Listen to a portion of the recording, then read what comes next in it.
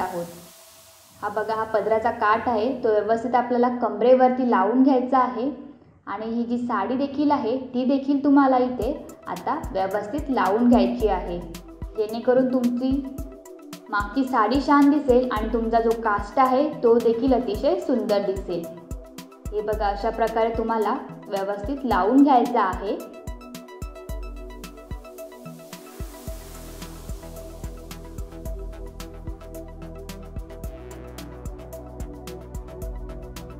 आता इथे पाहू शकता, पदराचा जो काठ आहे हा वाला तो आपल्या उजव्या पायावरून घ्यायचा असतो।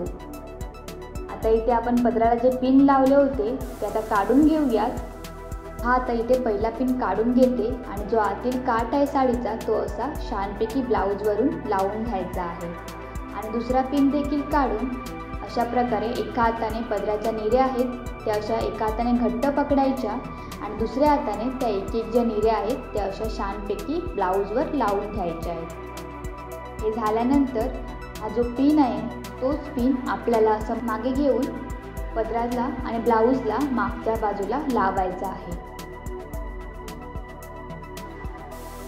आता इथे आपला पदर आहे तो छानपैकी रेडी झाला आहे।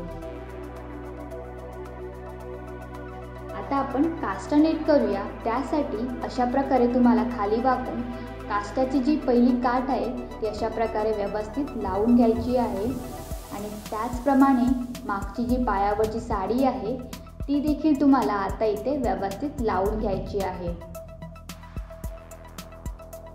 जेणेकरून तुमचे पाय सुंदर दिसतील आणि साडी देखील मागून छान वाटेल।